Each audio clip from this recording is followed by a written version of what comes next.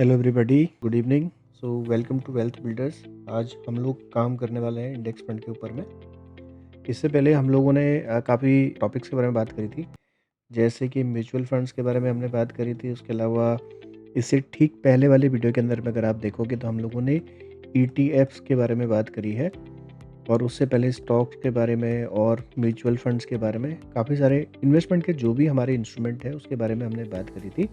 तो आज हमारा जो टॉपिक था, जैसे हमने पिछली वीडियो के अंदर बताया था कि हम लोग इंडेक्स फंड के बारे में डिस्कस करेंगे।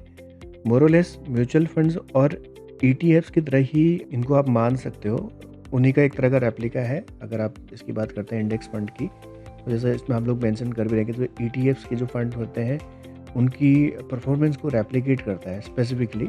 और से इंडेक्स क्या होता है, जैसे इंडिया के अंदर में इंडेक्सेज अभी क्या है, निफ्टी 50 सेंसेक्स।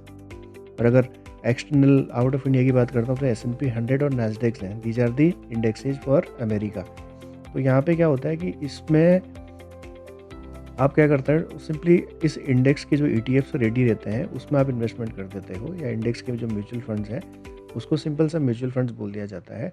और इसमें आप डायरेक्टली मार्केट को ट्रैक करते हो। जैसे मार्केट क्या करती है, over the period of time move करती है, higher high higher low higher. अगर आप अप ट्रेंड की बात करते हैं तो हायर हाई हायर लो के केसेज में मार्केट चलती है। और अगर डाउन ट्रेंड की बात करते हैं, लोअर लो लोअर हाई लोअर लो लोअर हाई, इस तरह से चलती है। तो जैसे जैसे मार्केट आपकी परफॉर्मेंस देगी, उस तरह से आपकी जो इन्वेस्टमेंट है वो भी आपका परफॉर्मेंस आपको बताती रहेगी। सो ये काम कैसे करते हैं, इंडेक्स फंड किस तरह से काम करते हैं। अगर आप सपोज निफ्टी 50 के अंदर में इन्वेस्टमेंट करते हैं, तो जितने भी उसकी 2050 टॉप 50 कंपनीज का जो इंडेक्स है उसके स्टॉक्स का एक्सपोजर आपको मिल जाएगा। ये मैंने पहले भी बताया होगा। अगर सपोज निफ्टी 50 10% से ग्रो करती है, तो आपका जो फंड है वो भी 10% के साथ में ग्रो हो जाएगा। और निफ्टी 50 के बारे में आप लोगों को पता ही होगा कि निफ्टी 50 टॉप 50 कंपनीज का एक इंडेक्स होता है जो मार्केट की परफॉर्मेंस को इंडिकेट करता है। तो ये ओवरऑल, तो इसको सिंपल भाषा में अगर बोला जाए, जैसे हमारा म्यूचुअल फंड था, जैसे हमारा ETFs थे, उस तरह का ही इंडेक्स फंड भी आपका हो जाता है। इंडेक्स फंड सिर्फ इंडेक्स के ऊपर में डिपेंड करता है कि सपोज जैसे हमने बताया निफ्टी 50 सेंसेक्स, या और भी हमारे पास में काफ़ी सारे इंडेक्स हैं, उन इंडेक्स पे आप लोग इन्वेस्टमेंट करते हो। अब इनका एडवांटेज क्या होता है, इसका एडवांटेज होता है कि ये लो कॉस्ट होते हैं। इनके जो एक्सपेंस रेशियो, जो म्यूचुअल फंड के केस में एक्सपेंस रेशियो काफ़ी ज़्यादा हो रहा है, जो उसकी कॉस्टिंग आती है। एग्जाम्पल हम लोगों ने देख रहे हैं कि एक्टिव फंड में आपको कितना % का देना पड़ता है।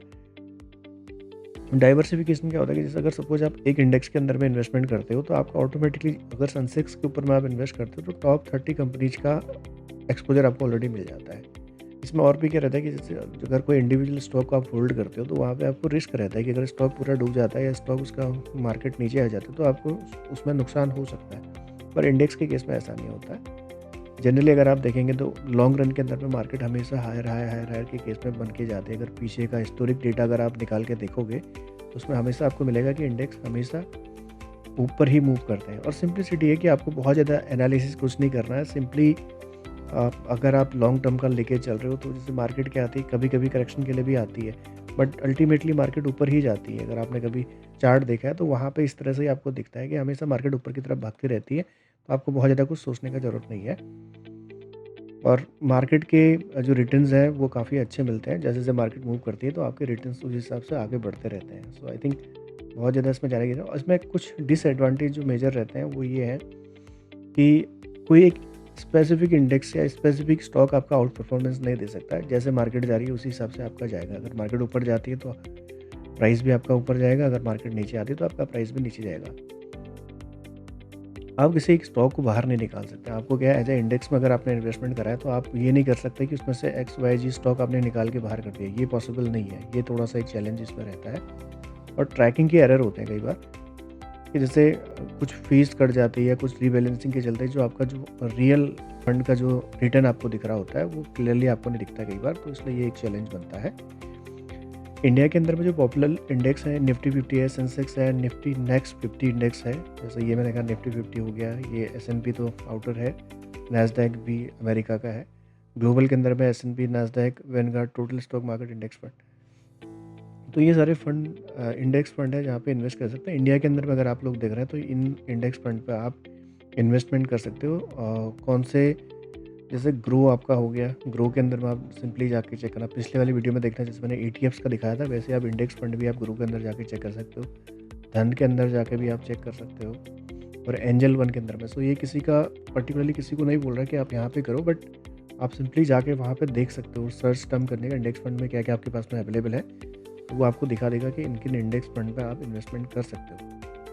और इंडेक्स फंड के अंदर में किसको इन्वेस्टमेंट करना चाहिए? जिन लोगों को स्टॉक मार्केट का बहुत ज़्यादा नॉलेज नहीं है, वो लोग सिंपली इंडेक्स फंड में इन्वेस्टमेंट कर सकते हैं। 5 साल के प्लस के लिए अगर आपको कुछ प्लान कर रहे हैं, सपोज आपके पास में कुछ एक्स्ट्रा अमाउंट रहता है जिसको आप चाहते हैं कि मैं इसको इन्वेस्टमेंट कर दूँ, तो मेरे को अच्छी रिटर्न मिलेगी, तो आप सिंपली उस फंड पे लगा के जा सकते हैं। जैसे ETFs के ऊपर में आप लगाते हैं, ETFs भी काफ़ी फेमस है आज के टाइम पे, और बहुत कम यूनिट के साथ में आप स्टार्ट कर सकते हैं।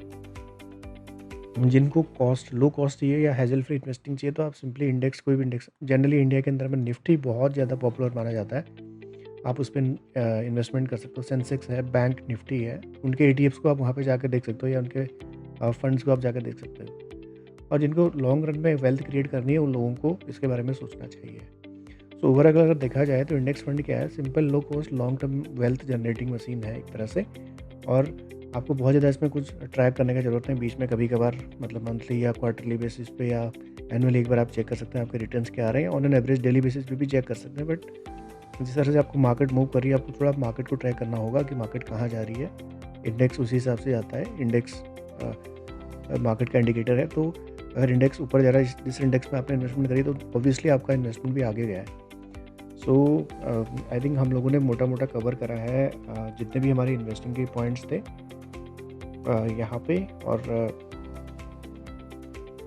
छोटे मोटे अगर रिस्क की बात करता हूँ, तो मार्केट कभी डाउन टर्न जाता है तो वहाँ पे हल्का सा लॉस बियर कर सकते हैं।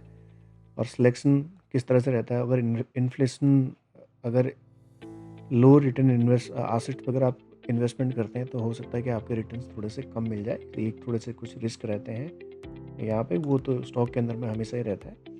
बाकी जैसे बॉन्ड्स वगैरह के बारे में हम लोग मे बी नेक्स्ट वीडियो में बात करेंगे, या मोटा मोटा आप लोगों को सब कुछ इन्वेस्टिंग के सारे पॉइंट्स मैंने कवर करे हैं। एक बार आप पूरी सीरीज़ को अच्छे से देखिएगा। इसके बाद में हम लोग टेक्निकल एनालिसिस के बारे में बात करेंगे नेक्स्ट वीडियोज़ के बाद में। हो सकता है बॉन्ड वाले वीडियो के बाद में, या हो सकता है एक नई सीरीज़ में स्टार्ट कर दूँ टेक्निकल एनालिसिस। उसके बाद में हम लोग ट्रेडिंग के सारे टर्म्स के बारे में जानेंगे, from the candle formation to the market में हम लोग कैसे ट्रेड इनिशिएट कर सकते हैं, वो सारी चीज़ें इसमें आने वाली है। तो अगर किसी को थोड़ा बहुत वैल्यू मिलता है, तो एक बार लाइक, शेयर एंड सब्सक्राइब जरूर करेगा चैनल को, ताकि आने वाले कंटेंट्स का आप एंजॉय कर सकें और कुछ लर्निंग आप लोग कर सकें। तब तक के लिए थैंक यू, गुड बाय।